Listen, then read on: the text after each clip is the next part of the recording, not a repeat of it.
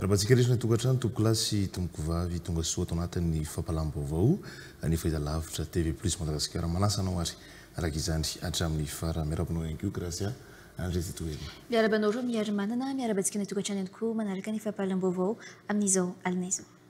Lohatenim-baovao tapany voalohany avy hatrany ary nisokatra androany ny fivoriana faharoa eny amin'ny antenimera pirenena izay aharitra 20 andro ivantoka amin'ny fitakin'ny vahoaka sy ny famahana sosialim-bahoaka ny fandamina teto-bola-panjakana 20 sy 20 ary ijery amin'ny antsipiriana ireo andiny rehetra ny zoma-bahoaka vao andany ny teto-bola-panjakana hoe ny voalohany antenimera pirenena. Tsy maintsy ampiarina amin'ny ampandrana malagasy mamirabatomanga ny lalàna ary tsy misy anavahana ny fampiarana ny lalàna raha nambarany Praiministra Eritsalama Razonafy. Zokosika dia hatramin'ny tapany faharoa amin'ireo lohatenim-baovao. Tsy nisy nifankakevitra maro lafy tamin'ny nanendrena ny Praiministra Eritsalama Razonarvelo raha ny fanambarana nataony firaisamonim-pirenena androany. Tsy ireo solombavam-bahoaka no tokony handray fanapahan-kevitra noho ny tolona izay nataony malagasy maro an'isa ho hiatrany ny firaisamonim-pirenena. Tsy nionana ny fampiresaka tamin'ny ACDUMADA ary tsy anatin'ny collectif du mouvement Gen Z ny fanarahana tamin'ity fikambanana ity ny Gen Z raha ny fanambarana nataon'izy ireo. Tsy manao politika ny Gen Z ary tsy nanolotra olona hitondra eto amin'ny firenena ho hiatrany ny fanamafisan'ny Gen Z nasional. Araka ny efa natsidika tao anatin'ny lohatenim-baovao tapany voaloha dia nisokatra androany ny fivoriana faharoa eny amin'ny antenimera-pirenena izay aharitra 20 andro. Ifantoka amin'ny fitakian'ny vahoaka sy ny famahana ny sosialim-bahoaka ny fandaniana ny teto-bola-panjakana 20 ary ijery amin'ny antsipiriany ireo andiny rehetra ny zoma-bahoaka vao andany ny teto-bola-panjakana hoe ny filohan'ny antenimera-pirenena sy teny Randriana Soloniaiko nanamafy ihany koa nandritra ny fanokafana ny fivoriana ara-potoana fa mbola mitohy ny tolona ary tsy maintsy andraisana fipetra avokoa ireo rehetra tompon'antoka tamin'ny fanabotrina ny firenena. Zorabary Zona fetrandriamananjara ny teny an-toerana androany tatratsika nandindiny izay. Hita ho feno ny seza teny amin'ny antenimera-pirenena androany nandritra ny fanokafana ny fivoriana ara-potoana faharoa teny amin'ny lapan'ny Tsimbazaza. Tazana teny an-toerana ny mpikambana sasany teo anivo ny bromahatra teo aloha toa ny Nadine Randriana Solo sy Fomendraza Aingo Elisette. Somary nangatsika ny fandraisan'ny solombavam-bahoaka ny Praiministra niditra ny efitrano fivoriana.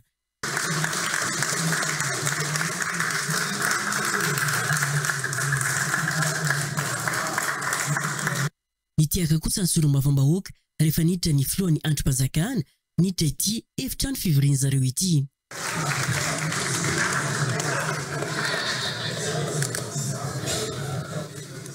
Nifantoka amin'ny fandaniana ny volavolan-dalàna ifeny teto-bola-panjakana 20 ny fivoriana ara-potoana faharoa ary nilaza mazava ny filohan'ny antenimera-pirenena sy teny Randriana Soloniaiko fa ho jerena akaiky ary atao mifanaraka amin'ny fitakian'ny vahoaka sy ny sosialim-bahoaka ny volavolan-dalàna ifeny teto-bola-panjakana vao olaniny ny solombavam-bahoaka.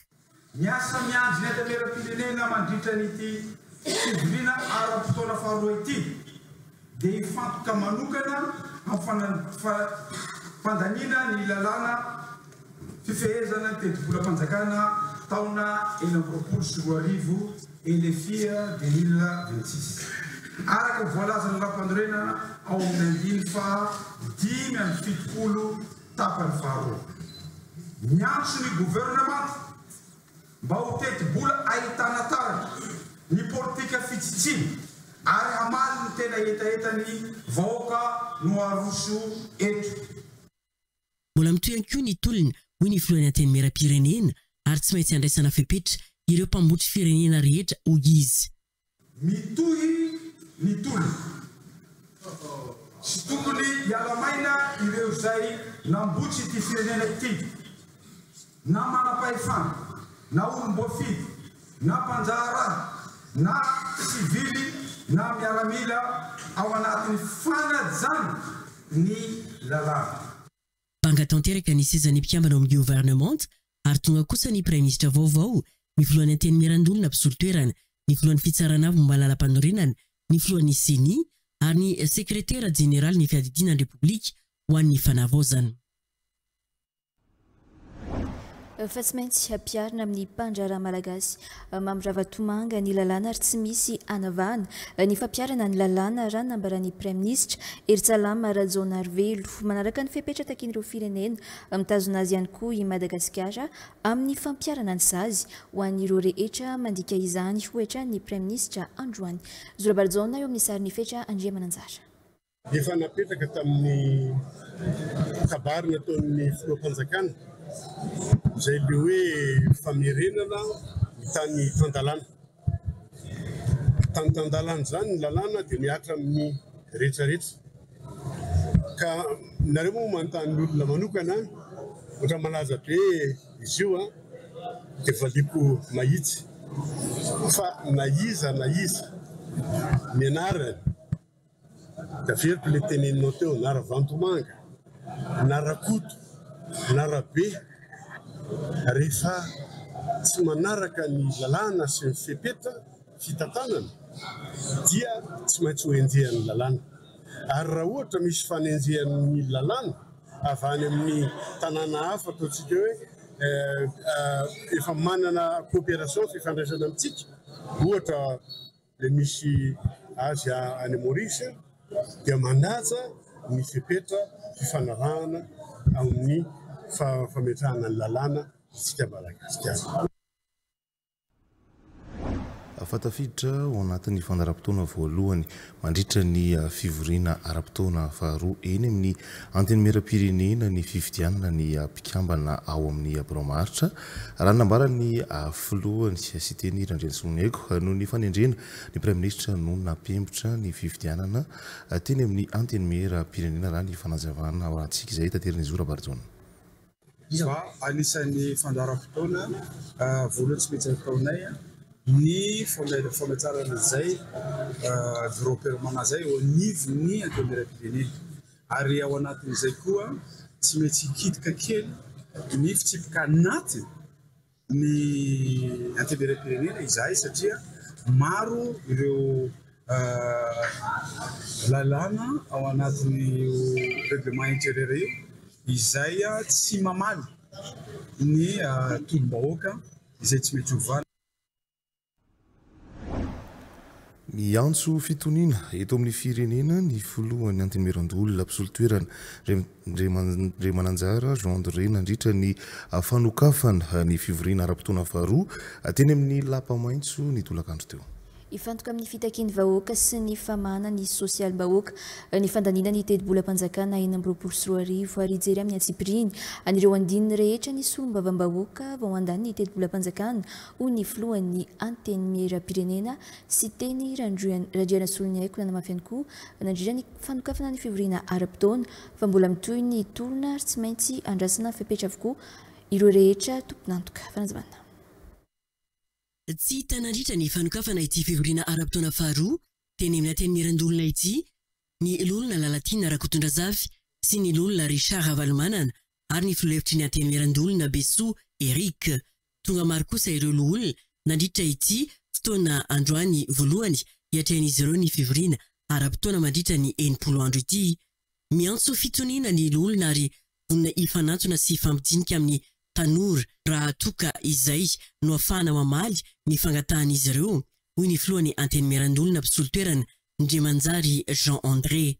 Totoka manokana izahay amin'ireo mpanono zanaka ry tanora mpitarika ianareo no avy Madagasikara eninay tsy hatsainay ny feonareo arekenay fa marina somendrika ny fitakianareo.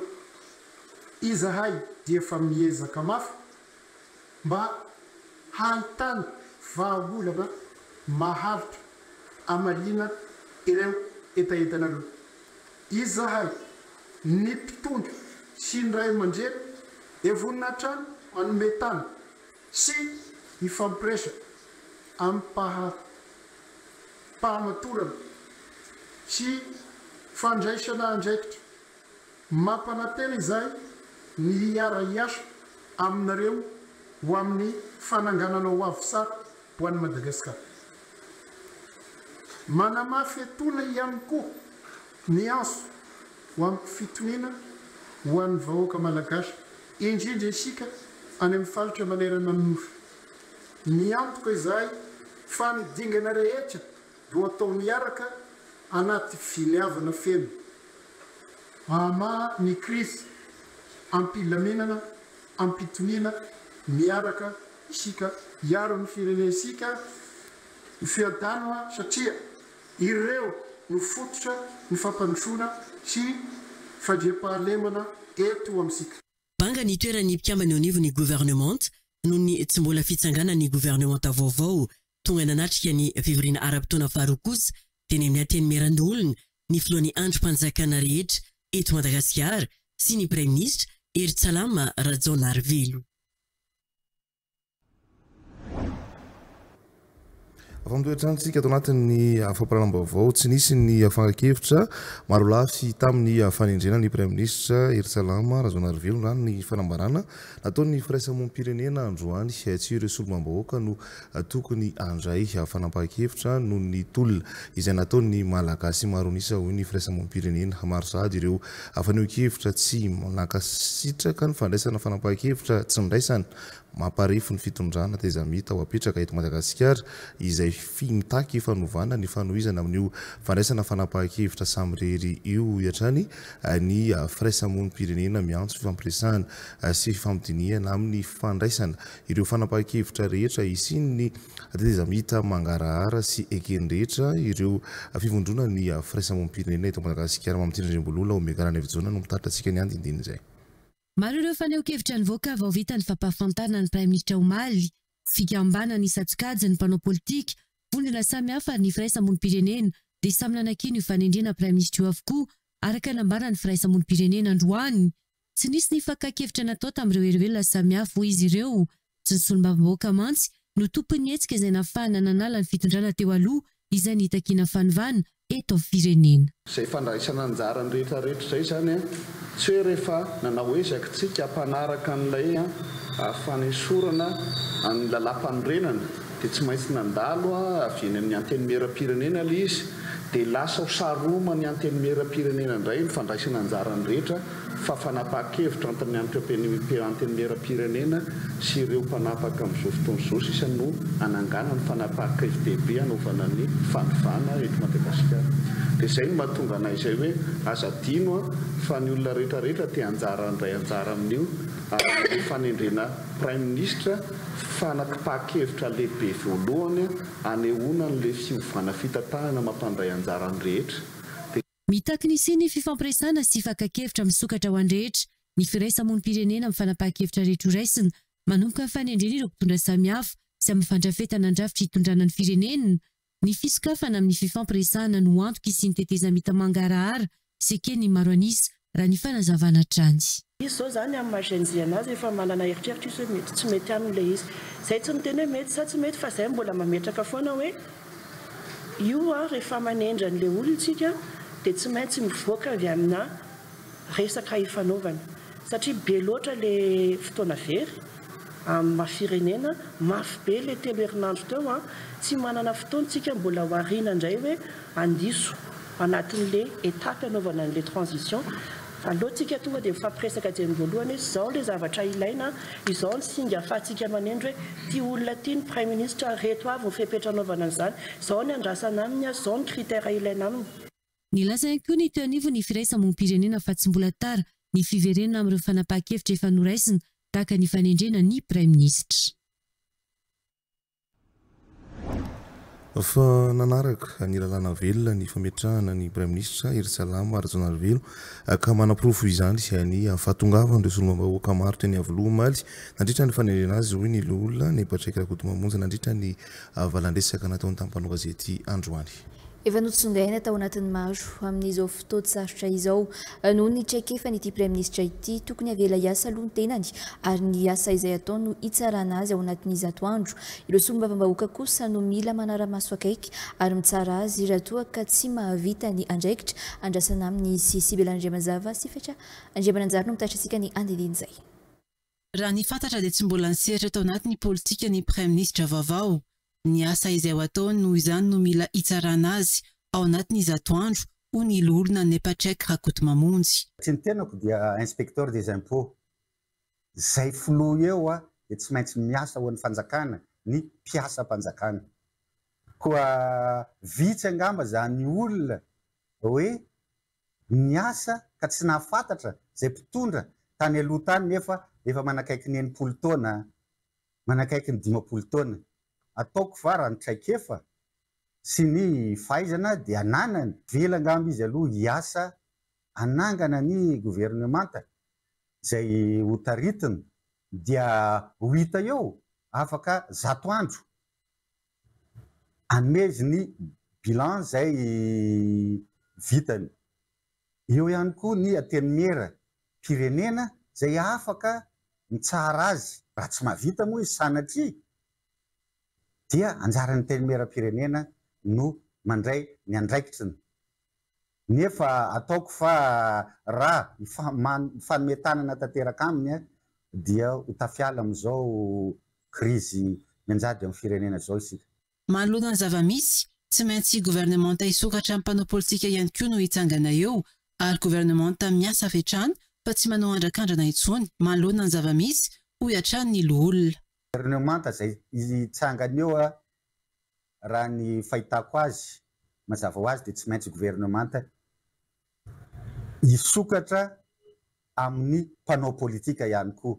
Tadidio fa tsy maintsy ao anatiny reny fifanarahana ara-politika reny ihany no ahafahana mametraka fitoniana sy mitondra fampandrosoana amin'ny firenena. Tsy maintsy isy ihany koa ny teknisianina zay tsy voatery nanao politika tany taloha ary ny olona ho voatendra ao anatin'ny gouvernemanta dia tokony olona efa manana experience ary afaka miasa avy hatrany.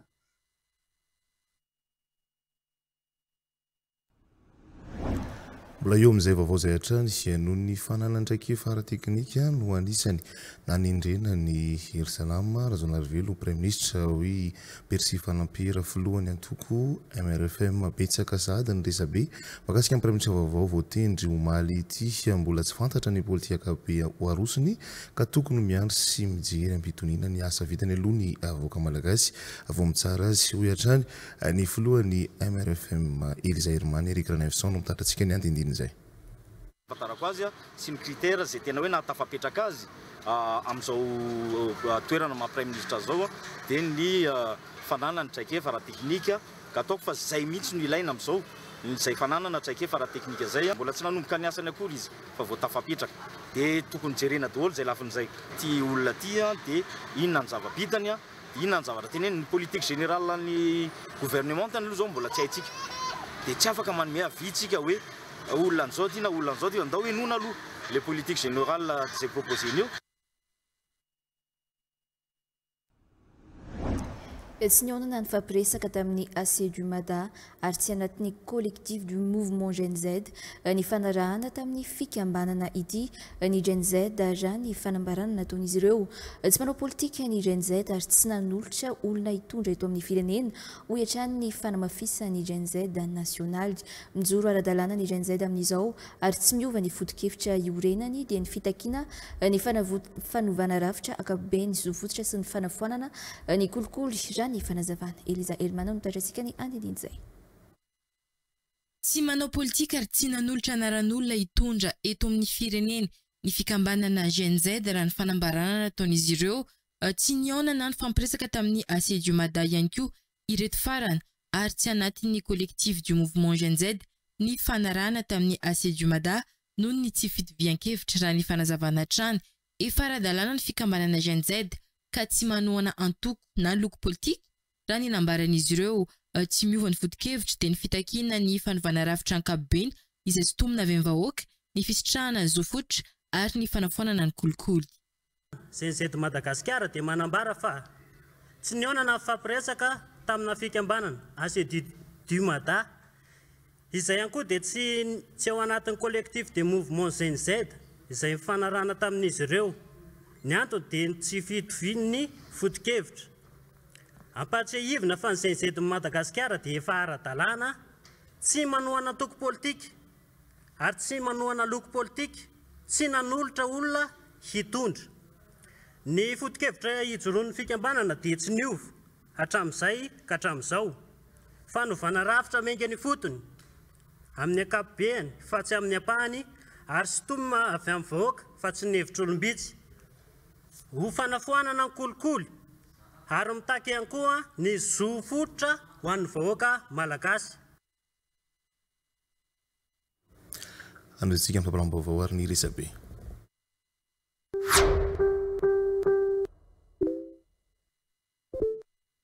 Ny pejy depêche informative taratra mampafantatra tsy manana trosa amin'ny Ravinala Airport ny Adema tondra fanazavana momba ny fanaraha-pitantanana ny kompania tsy manana trosa amin'ny Ravinala Airport sy avelively ny Adema na ny Aéroport de Madagascar. Ny fanjakana no fampirarata amin'ny Ravinala Airport ary amin'ny fanjakana irery ihany ny kompania no mandoha vola. Io ny fanazavana no entiny raha tamin'ny Malala Sandrine na tompona andraikitra ny serasera eo anivon'ity kompania ity androany 2 Oktobra. Manoloana ny fanambarana nataon'ny Adema omaly izay milaza fa nanan'izy ireo trosa ity kompania ity. Fanampon'izay dia laza ny tompona andraikitra ny fitantanana ny vola eo anivon'ny kompania fa voalohan'ny fanjakana avokoa ny vola tokony nalohan'izy ireo amin'ny fanjakana. Ny PSTV Plus Info mampafantatra ny kiatona ny Parabole Madagascar. Namoaka fanambarana ny Parabole Madagascar 20 Oktobra 2024 fa miato ny fandefasana fandarana.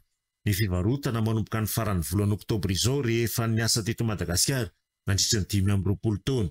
Nanambara izy ireo fa iverina andinika sy anova fandaminana manoloana ny fivoaran'ny teknôlôjia ny toe-karena eo amin'ny tontolon'ny nenao manjery.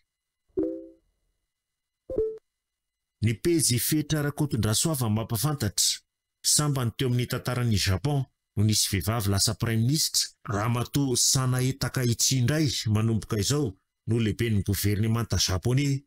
Conservatrice sady nationaliste izy, efa ministre d'État chargé de la politique scientifique, technologique, spatiale et de la sécurité économique izy, ary efa ministre de l'intérieur et de la communication ihany koa.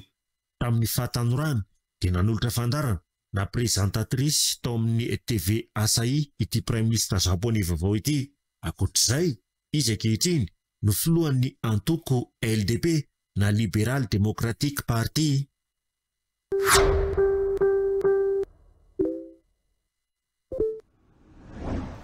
Fotoana tokony hanovana ny rafitra hanatsarana ny endrika Madagasikara eo amin'ny sehatra iraisam-pirenena izao hoy ny manam-pahaizana manokana Dr Marco Rabenifitra.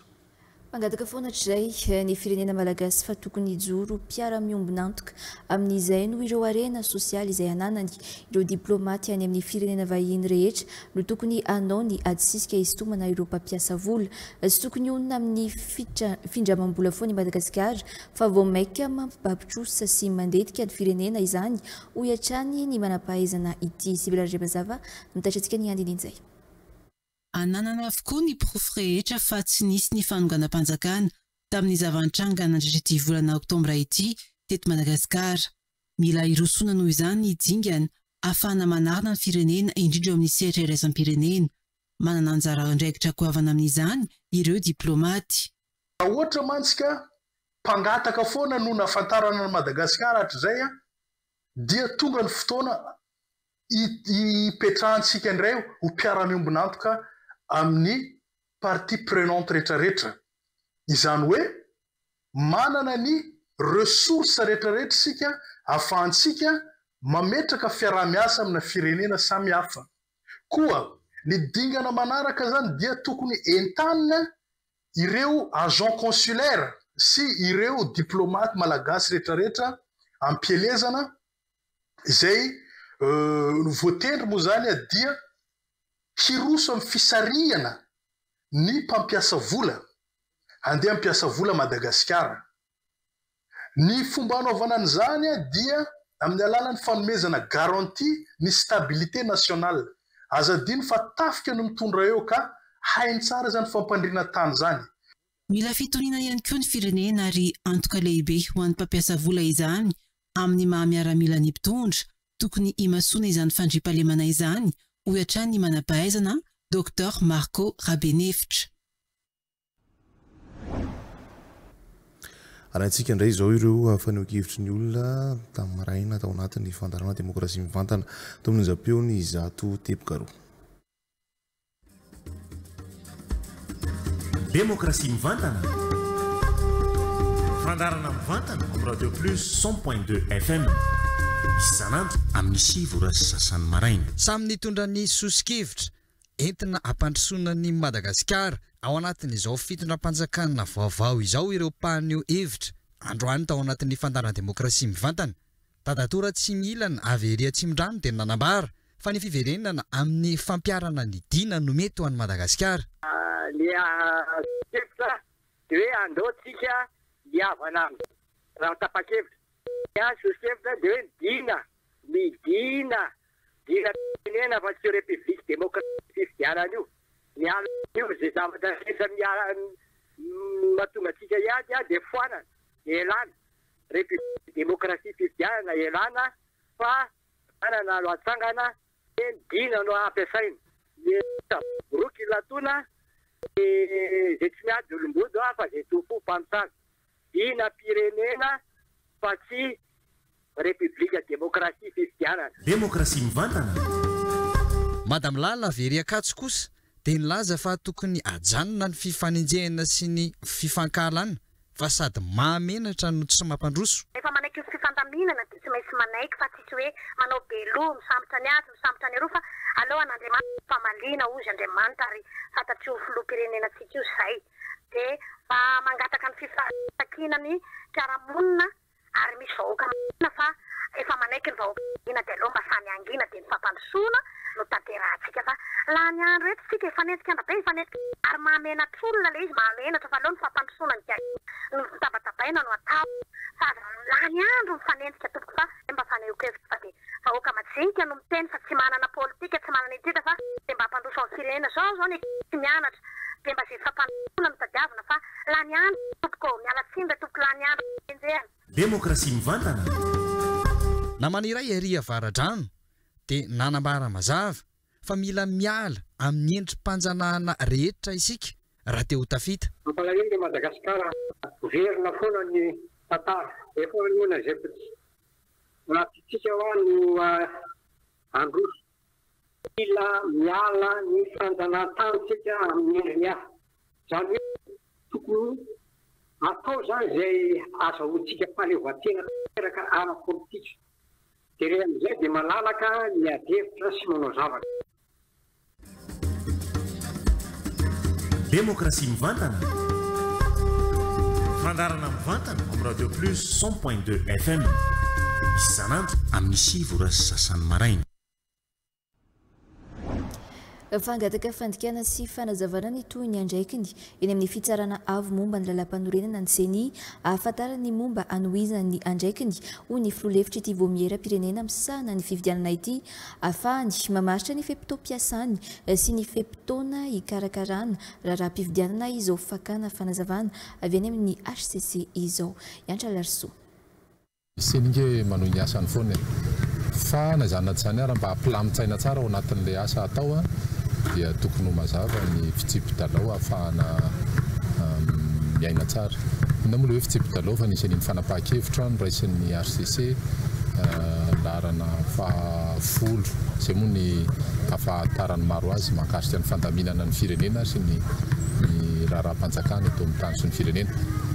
Dia nisy any zany mba ampitombona saina tsara dia tsy maintsy mila mahafantatra tsara ny tokony atao so manaonao foana dia angataka interprétation eny amin'ny HCC.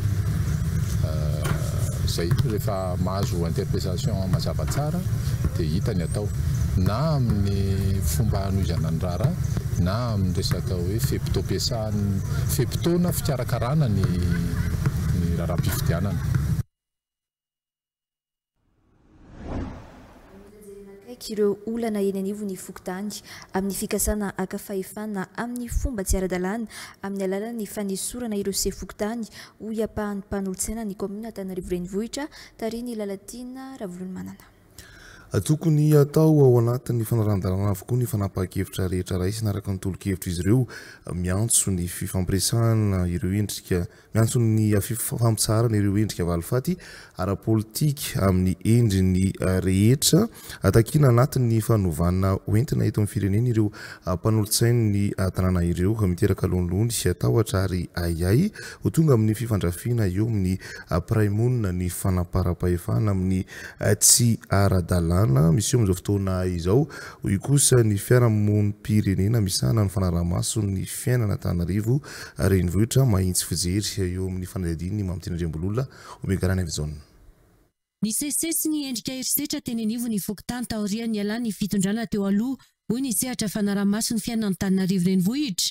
Fokontany maro no nahitana hetsika fanesorana amin'ny fomba tsy ara-dalàna sy fokontany noho izy ireo mitondra loko politika andreo mpitondra teo aloha. Misy fiatraikany amin'ny sehatry ny fiarahamonina fa indrindra mifahafahan'ny mponina mamokatra ireo endrika erisetra miseho eny amin'ny fiarahamonina ireo. Napetraka tamin'ny alalan'ny taratasy ireo tokony isy taratasy manala azy ary tokony isy koa taratasy manendry izay hosolony fa tsy tonga dia atao kopisoroka fotsiny. Tokony ao anatin'ny ara-dalàna isika manao zavatra. Ny zava-misy mantsy dia ohatra lasa valifaty, lasa raha-matahora, tsy misy saim-potra misalasala, miaina ao anatin'ny tahotra sy ny ayay tsy havanana mponina Antananarivo. Mila jerena kaiky ireo olana eny amin'ny fokontany amin'ny fikasana akafahefana amin'ny fomba tsy ara-dalàna amin'ny alalan'ny fanesorana ireo sefokontany hoy ny ampahany amin'ny mpanolotsaina ny komina Antananarivo renivohitra tariany Lalatiana Ravolomanana. Tokony atao anatin'ny fanarahan-dalàna avokoa ny fanapahan-kevitra raisina araka ny tolo-kevitra izy ireo. Fa manana ayay ihany izahay amin'ny zavatra iaina mponina eto Antananarivo renivohitra. Misy moa ny fitondrana mijoro ankehitriny, izay tsy amin'ny mahampanao politika ny tenenana eto fa amin'ny mahampanolo-tsaina hoe io ny fitondrana mijoro voatendry ilay ho prime ministre omaly dia zahay milaza sy mitodika amin'izy ireo avy hatrany mba jereo akaiky fa tsy mizotra araka ny tokony ho izy ny fiaina mponina Antananarivo ankehitriny. Satria nahoana any fotony any dia misy mitady andrombaka fahefana manala kitsirano zao amin'ny fomba tsy ara-dalàna ny filoham-pokotany any amboribory-tany samihafa any. Zay tsy miteny hoe aiza aloha hijanonao ilay filoham-pokotany, tsy tompoko fa ao anatin'ny ara-dalàna ny anaovana an'izany.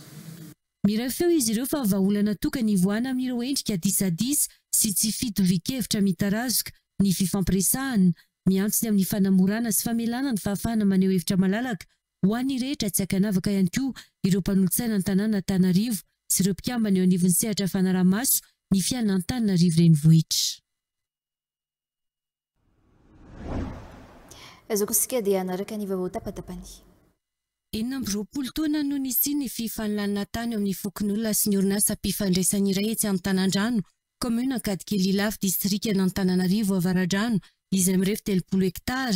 Efa niakatra fitsarana ny rarary ny taona 2024 dia nahazo rary ny fokon'olona ary nisy ny didiny voaka na ny rariny azy ireo amin'ny fiverenana amin'ny taniny. Amin'izao nefa dia misy ny didy vaovao mivoaka ka nivadika ho amin'ny anaran'ilay orinasa mpifandraisana indray ny tany. Nanamafy ny mpisolvavan'ny fokon'olona fa fifanarahana ho fampiasana ny tany herintaona tamin'ny orinasa tsy miankina iray no nentina nakana ny tany rehefa mirefy hatrany amin'ny 30 hektara izay tonga hatramin'ny fanesorana ireo fasan-drazana misy eo amin'ny tany amin'izao fotoana izao. Miantso ireo tompon'andraikitra mahefa ny fokon'olona sy ny mpisolvava azy ireo hijery akaiky ity olana eny Antanandrano anatin'ny komuna Ankadikely Ilafy ity. Misy ny halatany ny kolikoly ao anatin'ny zao raraha zao ka tsy ekena manentana ny tompon'andray mpanjakana isan'ambaratonga ny izahay mba handray andraikitra amin'izao raraha zao satria hita fa misy ny fanibasibana ary indrindra ny fasana izay eritreretina hoe sorona eto amin'ity toerana ity dia profanation izy ny fitenenana miteny baiko fanibasimbana razana olona ka tsy ekena mihitsy ny fanambanibanina ny malagasy eto amin'ny tany.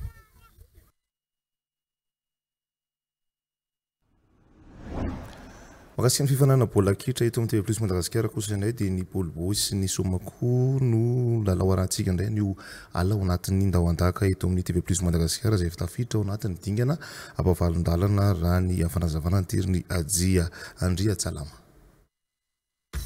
Andao andak andiany fatelo warahanao eto amin'ny TV Plus Madagasikara ny ampavalon-dalana eto amin'ny ndao andak andiany fahatelo izay ifandonan'ny Somako sy ny Paul Boye. Tao anatin'ity lalao ity dia hita tokoa fa niakatra ny lenta. Kazy ataonao ato dia ahoana kanalina ihany koa larana faharoa dia tsara zany gesta teknika ataony larana faharoa ho an'zareo PBU zany.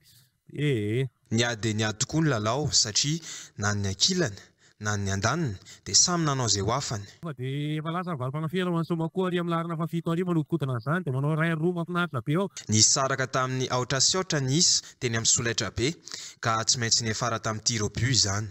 Tao anatin'ny tir au but indrindra no nandresen'ny Somako ny Paul Boye. Ahoana miandraky irioka farany. Taka maty. Voaka mpanetsy koa Somako tao anatin'iny lalao ny fanandrinany tamin'ny PBI. Fanentanana trano no atao ho an'ireo rehetra izay mpanohana sy ny mpanaraka ny orinasa rehetra izay nandray anjara tao anatin'ny ndao andaka andiany fahatelo anaraka hatrany farany ny fifaninanana foot inter-entreprise eto amin'ny TV Plus Madagasikara. Andao andaka andiany fahatelo. Ndao anaraka ny voambolana.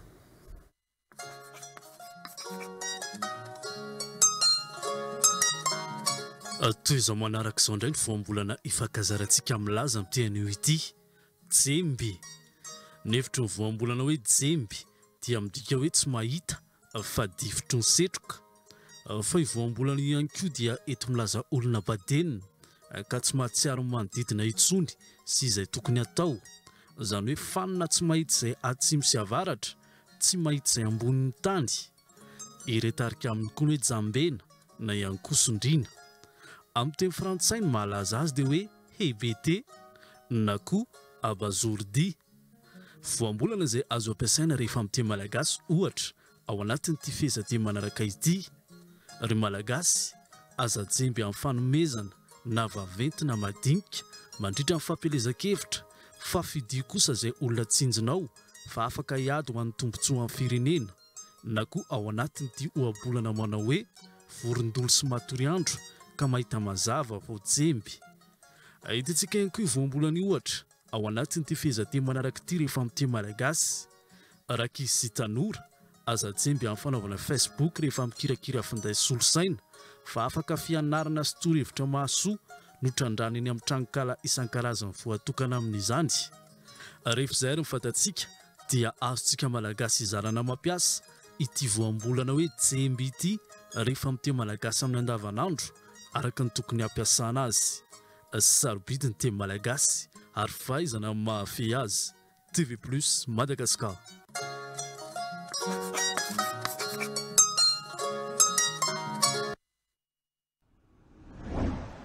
Sakositsika hijiry ny eo ara hoe. SMIA Innovation, c'est un écosystème d'apprentissage, des infrastructures à la hauteur de vos rêves, des espaces conçus pour créer, tester, grandir. Embrace change. Signe. Wow, Choco. Rose et sucré, Choco Balls, cornflakes nature. Quel sera votre préféré? Fabriqué avec fierté à Madagascar. Nutrifood, mangez bien, mangez sain. Signe. Orange, Ewanilano. Nulchawana. Moteur, action.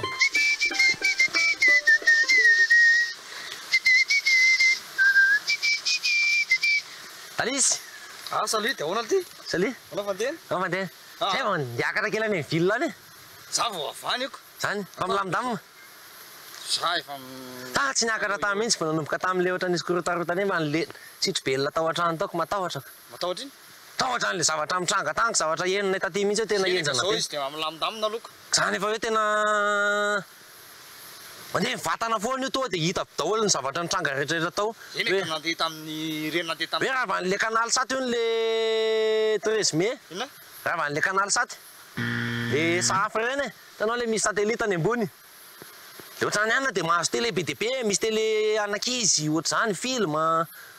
le zafy iny e sa tsy azoko inona raha vankana jany le mba meno zay na eno an'izany taty tanàna taty nefa nareo raha mety tsy naino an'izany tomterezime maninona raha vankana alisaty io zany toa de mandeha amin'ny tele daholo ny zavatra rehetra tany de hita an'le satelita avy any ambony avy amin'ny mihitsy io toa de zay mahita an'io tany an-trano tany toa de neta fa zay moa tsy nahita toa nainonareo zany pantelia tanàna tetika miresaka an'izany daholo ino vangana tsy kopianareo raha vandray ve tsy alalan'izany ay hoe mandeha ay vie tamin'ny TV plus zao nisy nandeha live be zay zany tenen'olo raha vankapisaty le izy fa tsy canal saty ala hitanao ve le safy reny de toa de le any ambony any misy satellite de le fikambanandro zareo reny zany nandravany tao amin'ny 13 mai tao mba menao ihany vaovao samy hafa nareo tokony eny vaovao fa tsy mandray fotsiny amin'ny zavatra atao inona zao ty fenona vazy ty amin'ny bluetooth ka tsisy radio misy fa za tsy miheno radio radio enona de mba mainao le vaovao fa laingain'ny olona fotsiny kapisaty miaramily zany de zany nidina tao amin'ny 13 mai tsisy idiran'le boribory be hoe de io de azo drone makany fa tsy satellite zany koa sara misara avy any ambony mihitsy ange io e drone ny anaran'iny makiny fa tsy hoe ianina boribory iny makiny drone caméra de mandeha ambony orzao de azo daholo eo ambany eo fa tsy sara avy any satellite de mba eno ity ampiasany ty enona radio fa tsy hira foana ny enona ny mba maiza mihaino vaovao fa milamany any fa milamany ianao zay aloha ty atao FM marina mila manady ady tsara aloha zay vao manaparitaka zay reny sofina ilaina ny manara-baovao coupé dans la boîte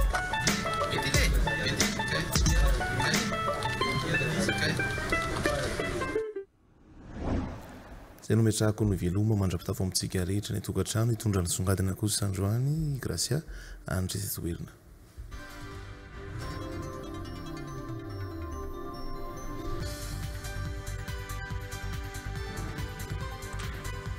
vaovao mahakasika ilay rive-douze Tsengue noentsika atao anatin'ny songadina tany amin'ny 7,7 kilometatra atsinanana somary avaratra atsinanana ny antsiranana no nisy ny foibeny ilay rive-douze Tsengue androany raha ny fampitam-baovao avy amin'ny foibe famantarana ny toetry ny andro tempête tropicale modéré hatrany ny sokajy misy ka mandidina ny 520 kilometatra isan'ora ny rivotra miaraka amin'ny arahina tafiotra mahatratratra ny amin'ny 20 kilometatra isan'ora ny kisaka ny akandrefana somary atsimo andrefana izy tato anatin'ny enora farany ka na afaka 540 kilometatra isan'ora ena miandalina kosa ny heriny rehefa manakaiky ny avaratry nosy izy amin'ny farany herinandro tsy isy fiatraikany amin'ny toetry ny andro eto Madagasikara ny fisiny ato anatin'ny roa andro avy tsy manamana mivatana ny Madagasikara ihany koa Tsengue raha ny vinavina Mikandre Bolaza sy Arfidi rakoto manala mitoetra antsika ny andindinizay tany amin'ny 7,7 kilometatra atsinanana somary avaratra atsinanana antsinanana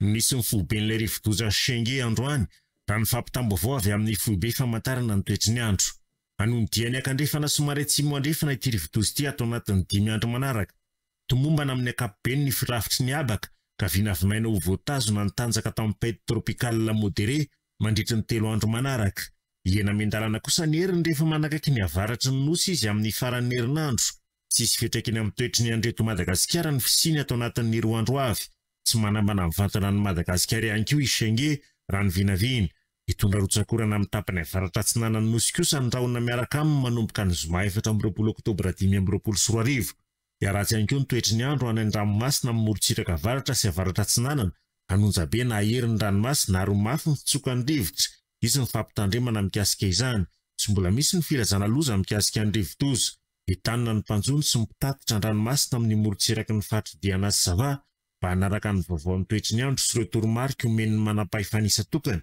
hoy ny foibe famantarana ny toetry ny andro dia izay ihany koa reto mpamarina ny fampalam-baovao amin'ny ity alina ity makasitraka antsika nanaraka izany hatramin'ny farany veloma tompoko